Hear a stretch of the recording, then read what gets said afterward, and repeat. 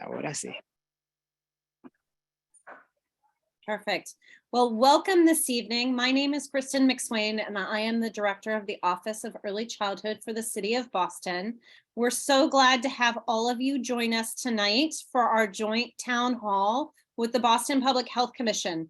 And we're doing this evening because many of you have expressed to us that you have concerns moving into the fall and winter about all the different respiratory illnesses that are prevalent in our community. And so we've asked Dr. Sanchez from the Boston Public Health Commission to come and walk us through everything that we should know, and also to share the resources of the Boston Public Health Commission with us and to answer our questions. So without further ado, I'm going to transition us to Dr. Sanchez, and she's got some slides, and we will go through this evening and make sure we answer all of your questions. But thank you for being here.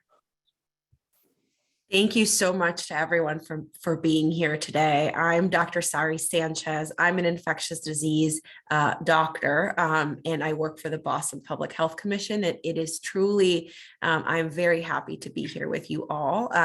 If there's anything, there's going to be a lot of information tonight, and I'll try to sort of keep it as high level as possible. But I think the real takeaway is that we at the Boston Public Health Commission are here to support you. We are here and available. We're going to provide our phone numbers for the Infectious Disease Bureau, which is our office that oversees a lot of the guidance on COVID-19, on respiratory viruses, but we really are here to support you and our Boston families. And again, it really is a delight to be here. We're going to talk, I'm going to really focus on respiratory illnesses that are very common in this season and that you all have already started to call with questions, as Kristen was just highlighting. And I think part of what I'm going to highlight tonight is there are a lot of common features of the respiratory viruses, including RSV, including flu, and including COVID-19. And those commonalities inform how we can prevent infection, how we can keep our families safe, and how we can keep our daycare facilities safe as well. So I'm going to talk a little bit about why in some ways we're all here. Hi, which I think Kristen was just highlighting, which is that respiratory viruses are a very common cause. Ya seleccioné español, pero no se oye en español, no se escucha. Ay, parece que hay como un problema con el intérprete. ¿A dónde lo buscaste, mami, para traducirlo al español? I think we're still landing on some of the channels. I'll briefly pause. En la parte donde dice más, a mano izquierda, hay un circulito, compañera, y ahí están los diferentes idiomas. Sí. Tú le das español. Ya yo lo hice español, y no me sale. Ya y yo lo tengo luego finalizado. Finalizado ya entra, te da la interpretación en Speak Spanish. No me sale a mí, lo tengo así. No. Pero es que en este momento están hablando y nosotros no estamos escuchando nada. Bueno, I stopped. Did you hear anything now? En este momento están hablando y nosotros no estamos escuchando. No escucha nada. They're not, are they in the channel? They're on phones, so you need to select the 3 dots. Te escuchamos, te escuchamos. Sí, te escuchamos. Yo sí escucho también. People hear me? También. Sí, yo te escucho. Ahora sí. Okay. Sí, se sounds escucha like bien we're ahora en good. español.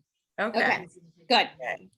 All righty. So the reason why we're all here is that respiratory viruses, like the ones we're going to talk about tonight, are a very common cause of colds and illnesses affecting the upper and lower respiratory tracts, such as the nose, the throat, the ears, and the lungs.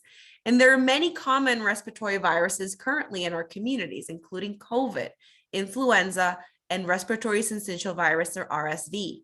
And we're going to start to see more of them because viruses can be seasonal and often spread more in certain times of the year, such as now, which is the winter.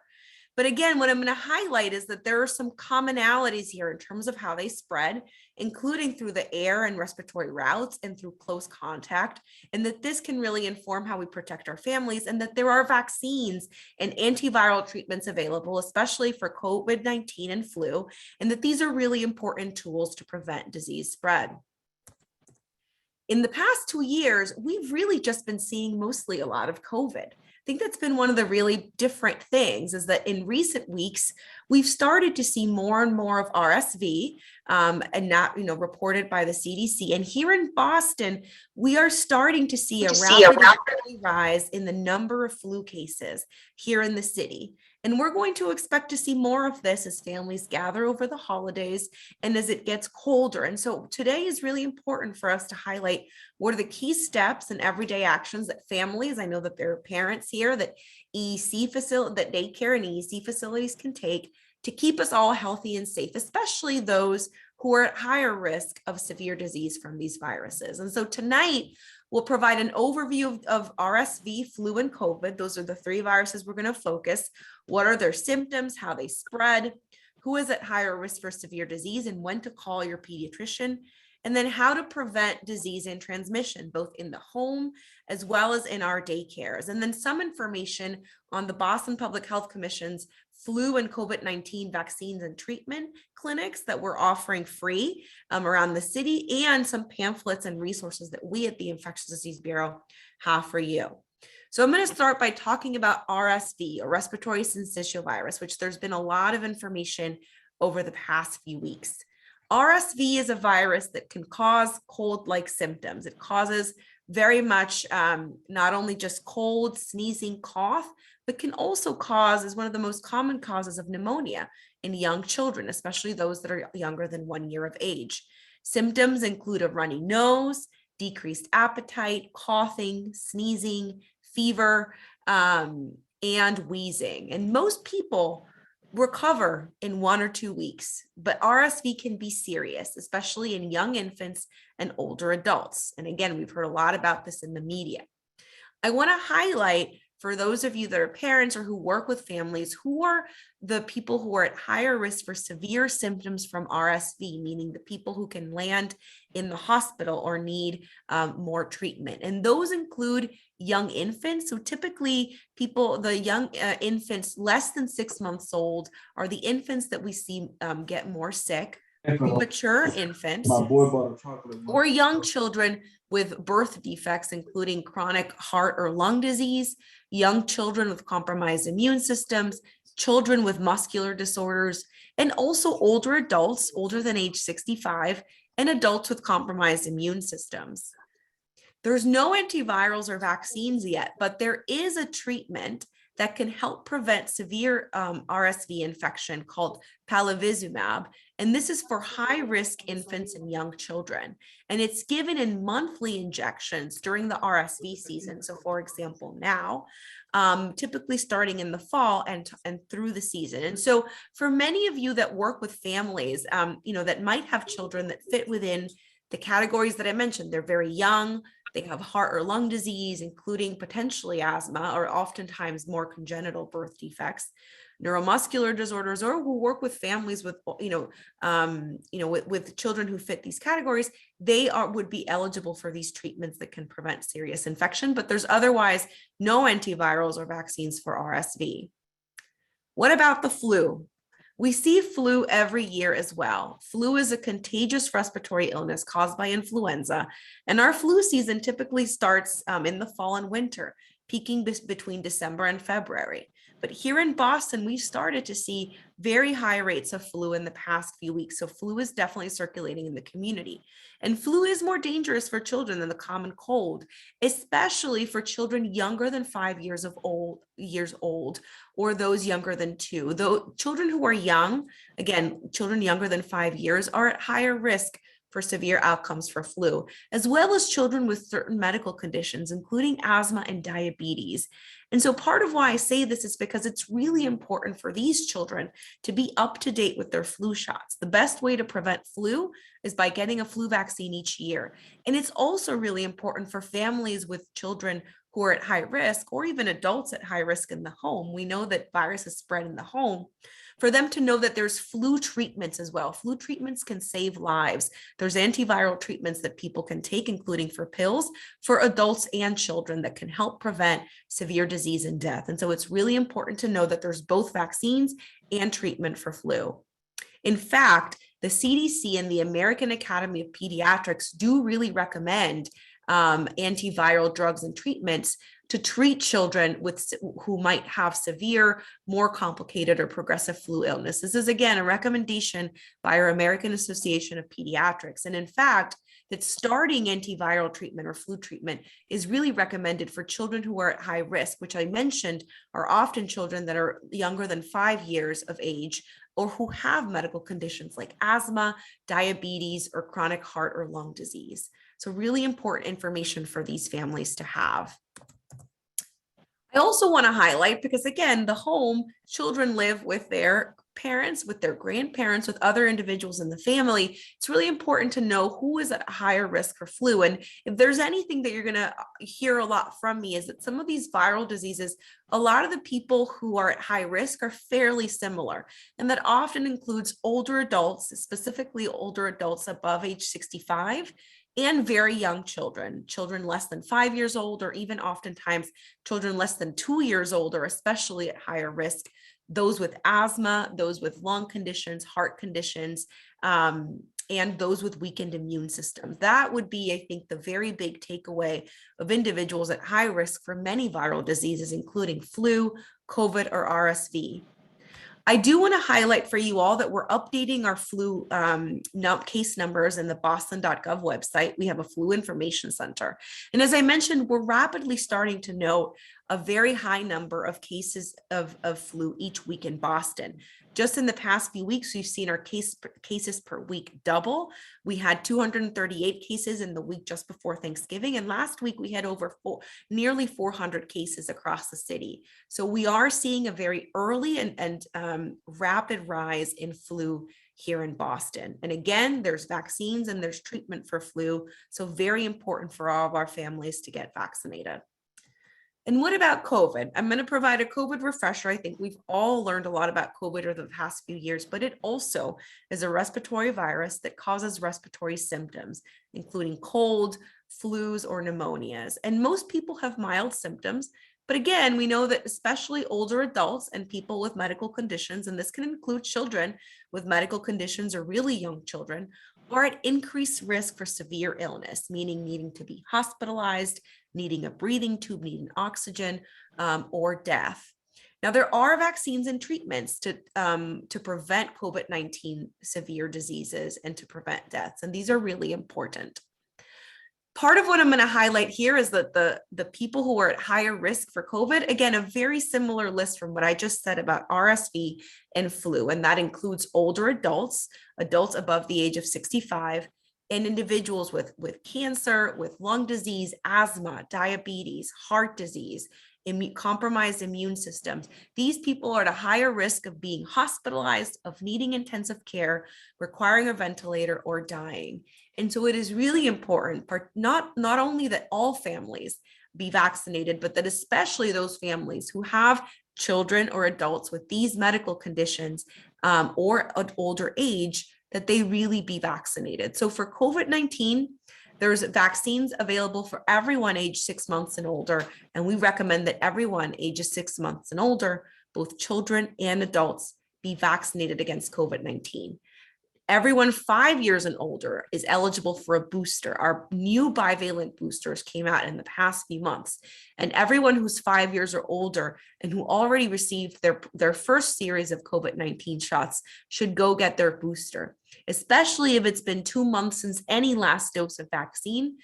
You are eligible for the new boosters, and these are really important for us to be able to keep our families healthy and safe for the winter.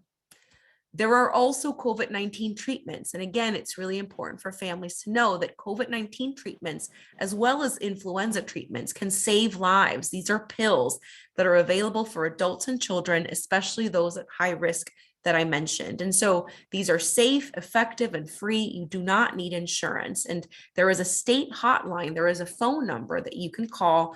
It's listed there, 508-213-1380. This is a self-referral line. There's also another number I think that we can put in the chat. And there are multiple languages, and there are actually clinicians, doctors. If you don't have a doctor, you can speak to a doctor in multiple languages, and they will help you figure out if you're eligible for treatment. And again, this is safe, effective, and free. So for all of these viruses, I'm now going to start talking a little bit about what you can do when you're sick and what you can do to help keep yourself from getting sick, including in daycares and at home. So when should you call your doctor? That's often a question I get as a doctor. When should I call you? When should I call my pediatrician? First of all, I would say that doctors are always, especially pediatricians for kids, we always want to help families ensure that their children are up to date on their routine vaccines and care. That is really important.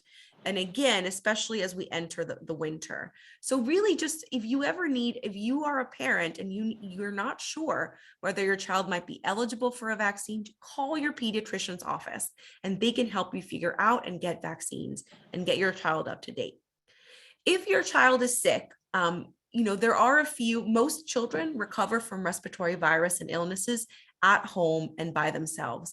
But there are a few symptoms that you as a parent can watch out for, or if you're at a daycare and you have a child who's sick, who hasn't yet been picked up, there are a few symptoms that you really need to be looking out for that would warrant calling a pediatrician right away or seeking emergency care. And that's often 3 big buckets: dehydration, change in behavior or sleepiness, if you notice a child has changed in that way, or difficulty breathing. So for example, if a child has fewer than 1 wet diaper every 8 hours, you notice that they're not feeding very well, you notice difficulty breathing, gray or blue color in the tongue, lips, or skin, unusual sleepiness or decreased activity, or just that they're not as alert, as you typically notice them. Or if you notice a fever and they are younger than 3 months of age, or a fever above 104 degrees repeatedly for any child, poor sleep, and symptoms that worsen or do not start to improve after 7 days, you really should be calling your doctor. So that's one big piece. So I just gave a lot of information, but I'm going to summarize some very key points about each of these viruses for you. For flu, vaccines are available for everyone in the family older than 6 months, and everyone should get their flu shot every year. So if you haven't gotten your flu shot, your children haven't gotten your flu shot, now is the time. And flu treatments are available for adults and children, particularly those at high risk.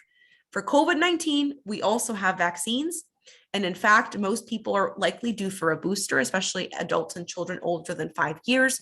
But anyone ages 6 months and older is eligible for vaccines. So we have vaccines and we have treatments as well, especially for adults and children older than 12 years old. And so it's really important, particularly for flu and COVID, that families know when to reach out to make sure that they get vaccinated and that they have a treatment plan. You might want to know if your child is eligible for COVID-19 or flu treatments, or if anyone else in your home, like your grandparents, your other older adults, or people with medical conditions such as diabetes, chronic lung disease, heart disease, or immunocompromise. For RSV, we don't have vaccines or treatment yet, but there is something called that prophylaxis, that medication that I mentioned for high-risk infants and children that can help them prevent severe disease. So now we're going to talk a little bit about some general principles for EECs about respiratory viruses. And a big part, again, of how we think about disease prevention is knowing how viruses spread. So these viruses, flu, RSV, and COVID-19, they spread through droplets in the air and through close contact.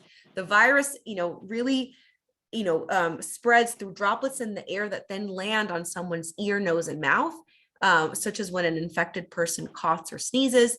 When you have direct contact, close contact with someone who's infected, like when you kiss your child, kiss the face of someone that has RSV or flu, or less likely, but still we see when you touch a surface that has virus in it. But really the most common way is the respiratory droplets. That's really the most common way. But for some viruses like RSV, we know that they can live for many hours on surfaces. And so in addition to sort of covering our nose and mouths and taking measures to prevent respiratory transmission, it's also important to wash our hands and clean surfaces regularly, because these viruses can live on surfaces. When are you most contagious? When is anyone in the family most contagious? People with flu and other respiratory viruses are most contagious in the first 3 to 4 days after symptoms begin. And this is going to help explain some of our guidance to EECs as well as to families. But people who are sick can infect others 1 to 2 days before symptoms, and up to 5 to 7 days after becoming sick, or longer, depending if the person has a weakened immune system. But again, most people really are contagious in those first 3 to 4 days after symptoms. And so a big part, right, knowing that the virus is spread in the, through those respiratory droplets in the air and through close contact, there are very key everyday actions that we can take, families in the home, in our daycares, to prevent disease spread, particularly this winter. And that includes covering our nose and mouth, especially while we're indoors, and especially if you feel sick. Masks have been a key tool for that in the past 2 years, and they're still important tools to prevent spread because the respiratory droplets, the mask can keep them from landing in your nose and mouth. And so that's really big. Similarly, there's something called respiratory etiquette. It's been a principle of infectious disease prevention that we've had for quite some time, which is just cover your nose and mouth if you cough or sneeze. And don't do it with your hands, but do it with your upper shirt sleeve or with a tissue. Because obviously if you do it with your hands and you don't forget to wash them, you can spread the disease to other ones. But really important, covering your nose and mouth, and especially your coughs and sneezes so you don't get others sick. Washing our hands often during the day with soap and water or with hand sanitizer, and having access to that in our daycares, making sure that we make time for children to wash their hands, that we model that behavior, that we teach it, is really important. Cleaning frequently touched surfaces such as doorknobs, phones, and toys. And I'll talk a little bit about safe cleaning of toys that are frequently shared. Something that I say as an infectious disease doctor all of the time is avoid touching your face with unwashed hands. Keep your hands below your shoulders, or if you have to touch your face, make sure to wash your hands just before doing that, especially if you touch your eyes, nose, or mouth. And importantly, stay home and away from others if you feel sick, and avoid close contact such as kissing, shaking hands, sharing or eating utensils with others who are sick. These are big everyday actions that can really help us keep safe and healthy this winter. Now, what is some more specific guidance for our daycares? So for COVID, I think not much has changed in the past few months. We at the Boston Public Health Commission have continued to recommend that children and staff who have tested positive for COVID-19 should stay home for at least 5 days. They should notify, we ask parents to notify daycare so that they are aware. And if after 5 days more of staying home, and especially if the child or staff member has tested negative, they can come back, but we still really do recommend masking, at least until day 11 or day 10 or 11, if people are able to mask, especially if a staff member. Now, there is no quarantine for COVID-19, but we still recommend that children and staff who are exposed to COVID-19 should test in the 3 to 5 days after that exposure. And that's really because if they test, they can catch infection and prevent spreading disease to others in daycares by staying home. We also continue to recommend that children and staff who are exposed should mask for 10 days if they are able, again, to keep to contain spread in our daycares. Otherwise, for some of the other respiratory viruses, there aren't exactly isolation or any quarantine requirements. What we often tell people is that individuals, children, staff who are diagnosed or experiencing any cold-like or respiratory illness, except for COVID-19, can return to EEC or to the daycare when they have been afebrile without the use of fever-reducing medicines for 24 hours, and they are feeling well and fully able to participate in daycare activities. However, if the daycare or any site is experiencing a cluster, if they're starting to see multiple people with cold-like or respiratory illnesses, and that typically is more than 3 cases in the past week, we tell them that they should consider excluding sick adults and children for up to 5 days after illness to help contain spread. And this is guidance that we at the Commission often give our daycare facilities, that people, if they are experiencing a cluster or a high number of cases in their daycares, that people should stay home for longer than the 24 hours to help the facility contain spread. And we have our phone number here at the Infectious Disease Bureau. It is 617-534-5611. We ask daycares to notify us if they have clusters or if they need support around this and other guidance. We really are here for you. We also provide guidance on cleaning, and it's high touch surfaces and shared items and toys, should be cleaned daily to reduce the risk of spreading germs by touching surfaces. Again, less likely for the viruses to spread via surfaces, but still a potential. And that this cleaning frequency, you might want to increase it to twice daily or before and after use when you have a lot of people with colds in your daycares. I do want to note that toys and other products that children place in their mouths should be cleaned with soap and water only or in a dishwasher. We should really avoid using any other chemicals on these products because that can be dangerous. So using soap and water can help us to clean these products and keep germs from spreading. There are other resources in websites. There are national standards called Caring for Our Children that go through the differences between cleaning, sanitizing, and disinfecting, but really sort of thinking about making sure that surfaces that are in contact with food or with someone's mouths, really you want to sort of think about soap and water, and that you really only disinfect what other surfaces that aren't sort of present that risk of toxicity.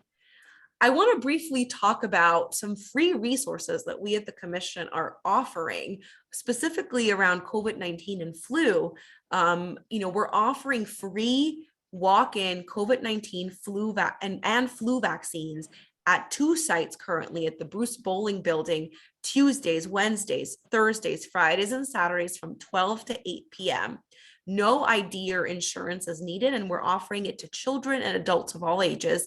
And also at the Lena Park Community Center in Dorchester. We have hours of Mondays and Fridays from 9:30 to 5:30, and Wednesdays 1 to 7, and Sundays 10 to 2. So this season, we're offering free walk-in COVID-19 and flu vaccines. So we really want to get our families vaccinated, again, to help our daycares stay open and stay safe.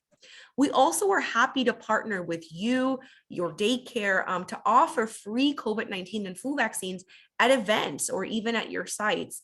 Do call us, and we're happy to sort of think about how to bring vaccines to you. We have many vaccines for this purpose, again, for COVID-19 and flu and for our families. And we also have many rapid COVID-19 testing kits that we are happy to make available to you if you start to experience more cases or if you want to distribute them to your families. And so, again, I think the bottom line is that we really are here to provide you with information and resources. It does not stop with tonight's call. And I'm going to transition it over to Lucas Manley, one of our senior program managers at our Infectious Disease Bureau, to talk about some other resources, posters, and signage that we do have that we can provide to you as well.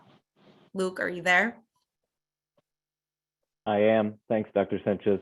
So as Dr. Sanchez mentioned, my name is Luke Manley. I'm the Senior Program Manager for Education and Community Engagement in the Infectious Disease Bureau at the Boston Public Health Commission. So as you can see up on the screen here, this is the first of our resources. We have some posters that communicate a bunch of different things. We have Masking 101, which in 6 different languages. These posters actually all come in 6 different languages. We may be short on some. These we've had in stock for quite some time. As I said, Masking 101, which you have 6 different languages all on the same poster. That's the one to the far right. The far left is kind of like a kid-friendly flu vaccine poster, which we also have in 6 separate different languages.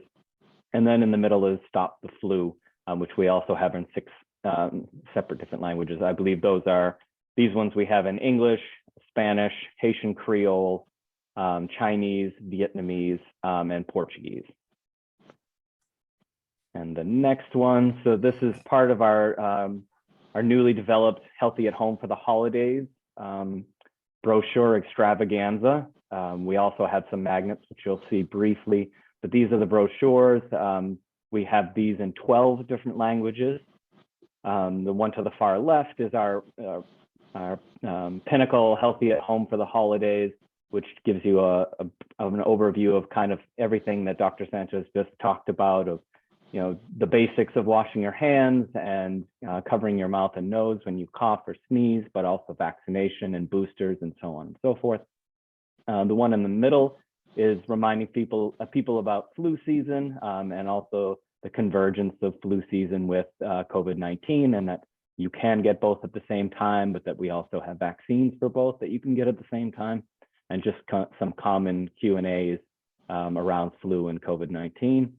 And the far right one is on kind of a slightly denser one, but giving all the facts about long COVID and describing post-COVID symptoms and how to treat it, how to prevent it, and how to look for it.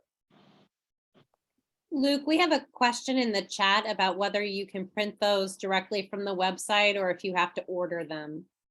The answer is both. Right now, you can order them, but we will very shortly have all of these available on the website so that folks can download the brochures themselves and print them out and fold them themselves, or they can order directly from us and save some carpal tunnel and have us do the folding for them. So these are the magnets, as I mentioned before. So the one on the left is the kind of a distilled version of the Healthy at Home for the Holidays brochure, which just gives you a little overview of the basics for how to protect yourself, gathering small, getting tested, wearing a mask, and so on and so forth. And then on the far right is kind of one which snags both COVID and flu season, but also just all around information for people, and handy to have on the fridge, which just it outlines all of the basics for cooking safely. So making sure to chill your food and clean surfaces, separating meats from vegetables and that sort of thing, and cooking to the correct temperature. And you'll see there in the very center, it gives a little thermometer, which shows you all the different temperatures that all your food should be cooked to. And this is also, which actually in the next slide, you'll see the 12 different languages that we have that one available in as well. So mentioned the posters we have in 6 languages: Chinese, English, Haitian Creole, Portuguese, Spanish, and Vietnamese. And the 12 languages for the brochures and magnets, we have Arabic, Cape Verdean Creole, Chinese, English, French, Haitian Creole, Pashto, Portuguese, Russian, Somali, Spanish, and Vietnamese. Thank you, Luke. And that's it for me. Thanks, Dr. Sanchez. So that was a lot of information, and we want to provide more space for questions. I do see some in the chat as well, but Kristen, how do you suggest we walk through some of these? Well, I see. Why don't we go ahead and start with some raised hands? Claudette, Okay. Did you have a question? Do you want to come live?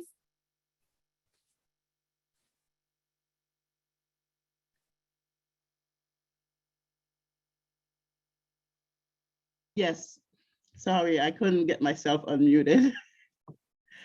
Okay, so my question is, who do we contact to get the brochures and the posters and stuff like that? Luke, I'm going to turn that one over to you. Sure. Folks can contact me, and Tegan Evans, our Associate Bureau Director for Infectious Disease, has kindly put my email in the chat. So it is L as in Louis, M as in Mary, and then A, N as in Nancy, L-E-Y @bphc.org. If you can't see the chat. And if you didn't get any of that and need me to give all my letters again, I'm happy to do it. Just let me know. Yeah, and I also just want to say, if you for any guidance, for any additional questions, we at the Infectious Disease Bureau are also available at our phone number, which is 617-534-5611 as well. Okay. Do we have other questions that folks want to have answered? I did know. It's me, Claudette, again. I have one question. It was for the doctor that spoke first. What's the difference between the A and the B virus, flu virus? That's good. I did see that question in the chat, and I was hoping we'd get to it. So there are different strains of flu. It's the same virus, but just different strains. In some ways, it's almost as similar to sort of the different variants that we see from COVID-19. oftentimes we're seeing more of the flu A at this time of the year, and then we typically see some more of flu B later. But importantly, they're just different strains of the same virus, and our vaccines protect us against both, which I think is, a really important piece more, to keep in mind. But they're just different strains. So Beatriz Zapata has her hand up. And I think, Beatriz, you need translation, yes? En español?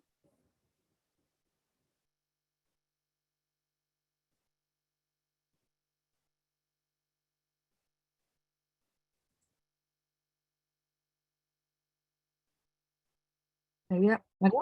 Sí. Gracias. Tengo una inquietud.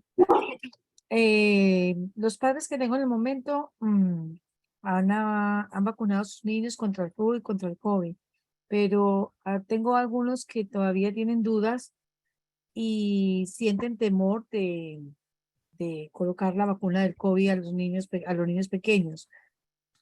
Dicen que no se sienten seguros y si es suficiente con la del flu. Eso es lo que me preguntan ellos a mí, si es suficiente que ellos tengan la del flu y que no tengan la del COVID, que porque no se sienten todavía seguros con la del COVID. Esa es una de las preguntas que me hacen. Y yo les digo pues que le pregunten al pediatra, pero ellos me dicen que no, que les da un poco de inseguridad, porque los riesgos con la vacuna del COVID, ¿sí me entiende? Que de pronto se vean más afectados, ¿sí? Y otra, ¿qué consecuencias trae vacunar al mismo tiempo, o colocar las dos? La recomendación que están dando los médicos ahorita cuando van al hospital es colocar el flu y el COVID al mismo tiempo. ¿Es recomendable o no es recomendable? Porque algunos padres dicen que es muy fuerte para los niños esas dos vacunas al mismo tiempo. Los dos. ¿Eso es recomendable o no es recomendable? Es que ellos me preguntan a mí, yo tampoco sé responderles sobre eso.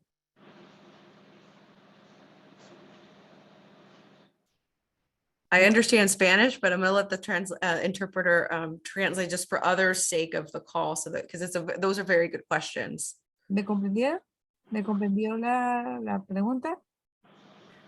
No, yo entiendo perfectamente. Yo hablo español, así que entiendo perfectamente, pero quería dejar que el intérprete translate the question, but so that others, or I'm happy to. I see. Wait. Are we good? Okay. Can I keep going?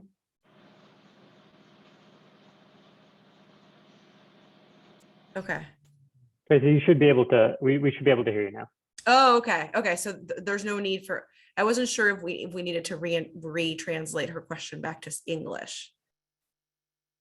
Yes. So I'm having, Tracy, I can hear you, but only because I'm in the English channel. Hold on. In order to hear her, you have to be in the English channel. Oh, okay. So I'm good to go. Okay. I just wanted to make sure. Sorry about the delay. Okay.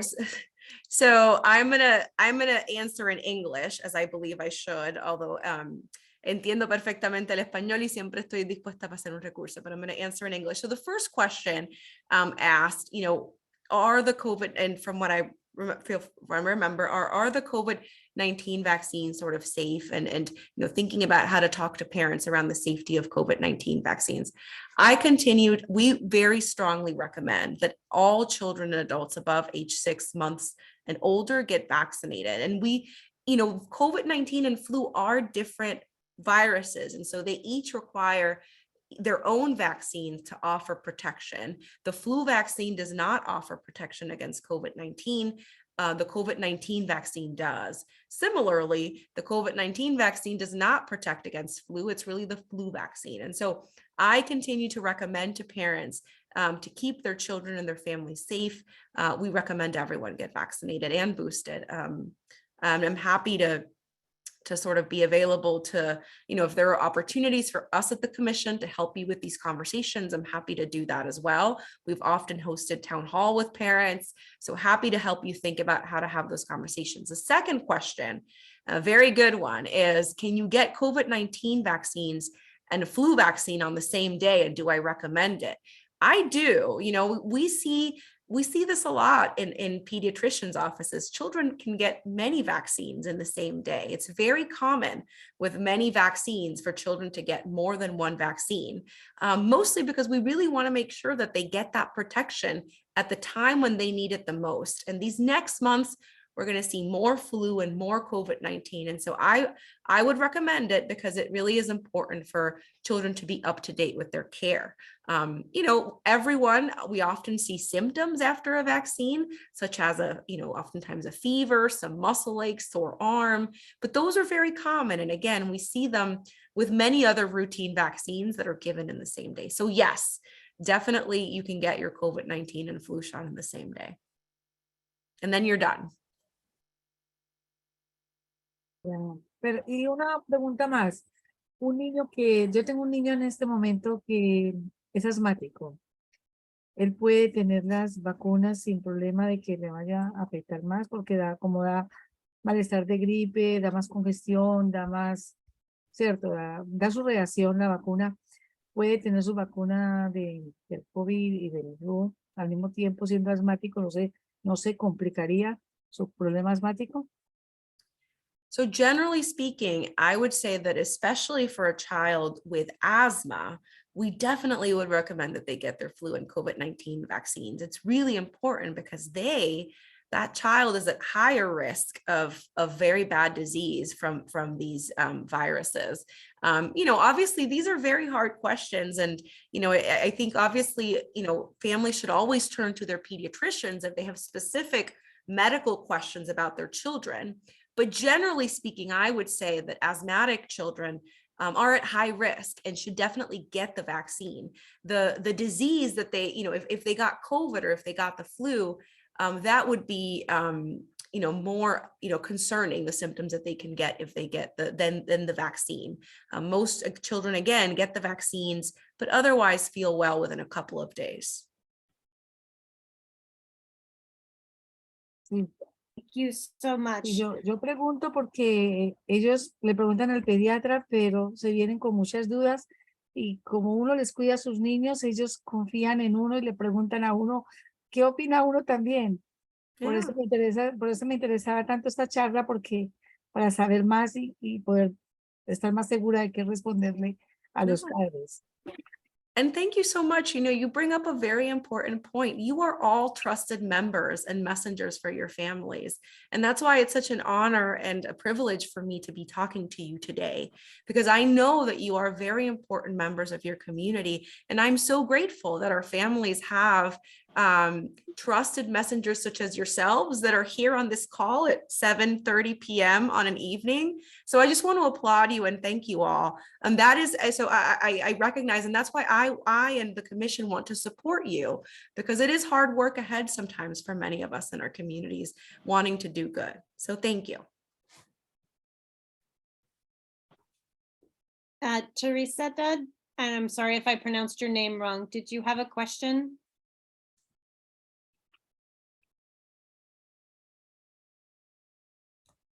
Sí, buenas noches. Mi pregunta es, si el educador le da flu, ¿él tiene que cerrar y le pagan o cómo funciona?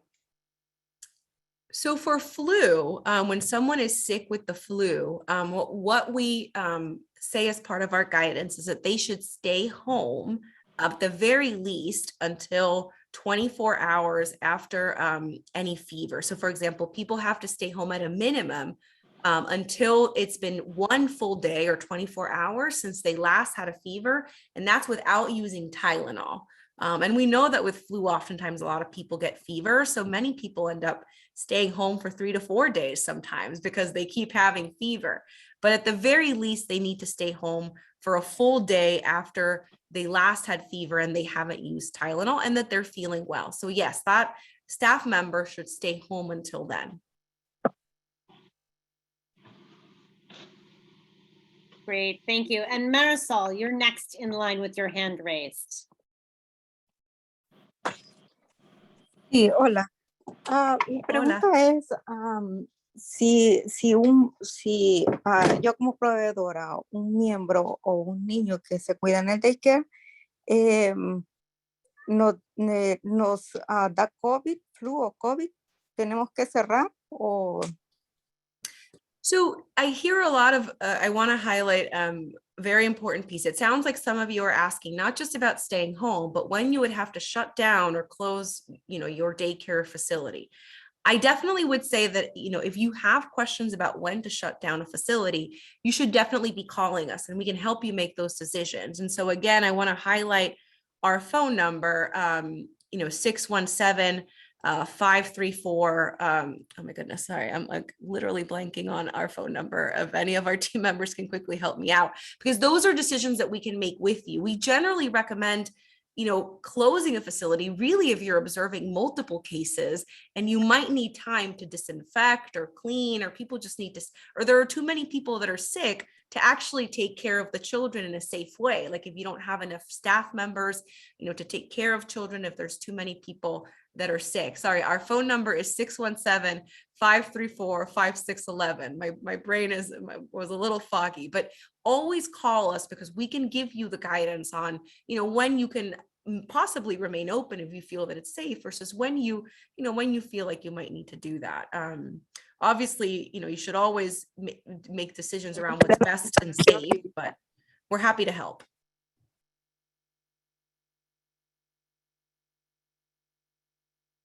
Did that answer the question?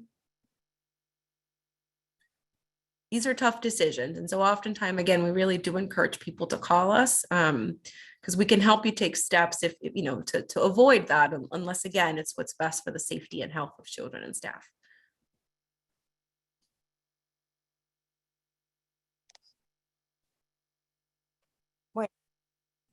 Are there any other questions that folks have? We have a couple more minutes. No, yo pienso que ya está bien. Gracias. Thank you, Marisol. Other questions? Oh, I see a hand. Oh, go ahead.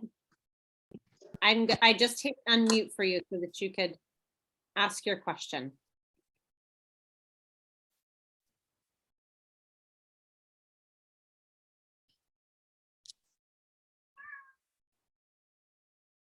Oh, you're muted again accidentally. Go ahead, iPhone.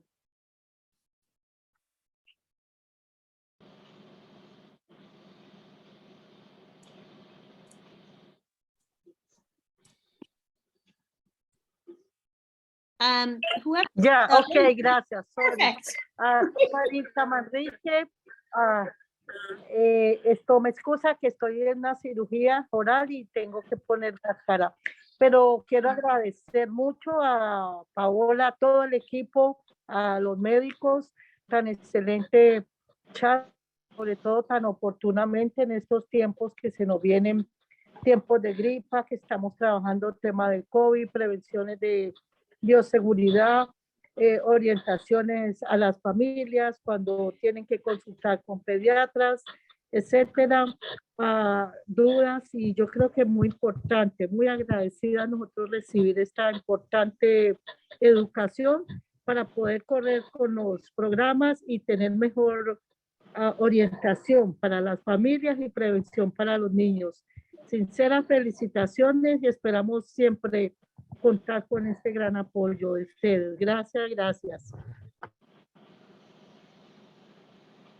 Thank you. That's again, we're very happy to be here. Again, you can always call us at 617-534-5611, and we're happy to be here. And again, thank you for sort of everything that you do for our families. I do briefly want to again highlight, we have vaccine. We at the Boston Public Health Commission have free walk-in clinics for COVID-19 and flu vaccines for all ages. No insurance or ID is needed. We have the 2 sites that I mentioned, at the Roxbury and Dorchester. And we also have vaccine vendors. We have providers that work with us and can go to a daycare, can go to an event. So if you have ideas or if you want to partner with us to give vaccine, please reach out to us. Again, you can call us or email at the email that Luke provided, or again, call us at 617-534-5611, and we can help figure that out. We really do want to make it easy for our families to get their COVID-19 and flu vaccines. And we're happy to support you because we know that that's also important for all of you as you care for your facilities and families.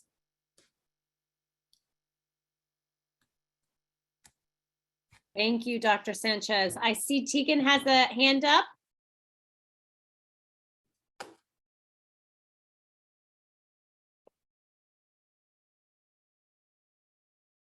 You're still on mute though. Oh, there we go. It wouldn't let me unmute. I just wanted to quickly highlight a phone number for resources and materials. If folks would like to request those, you can call Luke directly at 857-383-8119. You can also email him, but I know that sometimes phone call is easier. So and we will be sure and share that with you so we can send it out to everyone.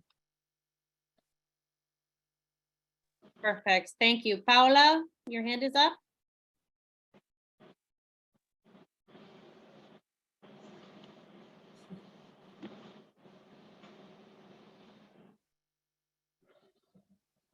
Thank you. I couldn't unmute myself. I will send a follow-up email to everybody that is here with the phone numbers and the emails and all the information. So you have it on your email. So don't worry about writing down this if you don't have a piece of paper right now. And you can always reach out to me and I can reach out to the team presenting today.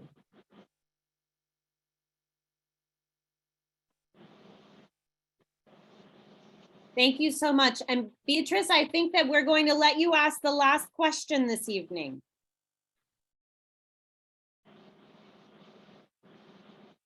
Sí, discúlpeme, solamente para aclarar una cosa. Discúlpeme.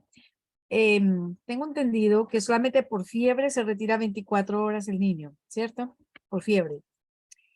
Pero ustedes hablaron de esparcimiento por tos, por estornudo, por demasiada mucosidad. ¿Por cuánto tiempo se retira el niño? ¿Por cuánto tiempo? ¿Por cuántos días? ¿Por cuánto?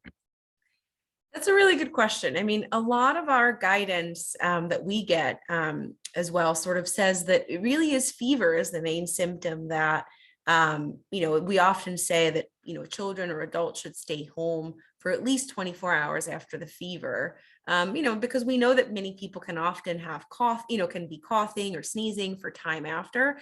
I think what I would say is that even though fever is the main symptom around staying home, I think a big part of it is making sure that the child is able to participate in all activities and, whether or not, if they're sneezing, oftentimes if they are sneezing too much or sort of not coughing or, I think that can be hard. So I do think, but fever is really the main symptom that we use to kind of gauge formally when students, children can come back. But when children are sneezing or coughing, that's when it's going to be really important to make sure that they have access to tissues, that they're covering their coughs with either their elbow or with tissues. And so I do think that is something, and if they're able to wear a mask, I know that some of the children are younger, so not always possible, but at the very least, covering their nose and mouth with tissues, and washing their hands regularly. Like those should be some of the key features, if, when they come back. Okay. Well, we are right up at 7:30. I want to thank our partners at Boston Health Commission, Dr. Sanchez. Thank you to our interpreters. And thank you all for coming. As Dr. Sanchez said, you are spending all day long with our children and our families, and then spending an hour with us in what I know is an incredibly busy time of year. So we thank you for being here. If you have questions, I hope that Dr. Sanchez has made clear just how welcome those questions are. Please contact them. And if for some reason you forget, you always know where to find Paula and me, and we can get you connected. So have a great evening. Thank you again so very much, and we'll talk to you soon. Bye. Have a good night, everyone.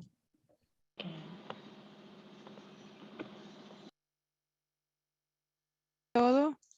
Un momento.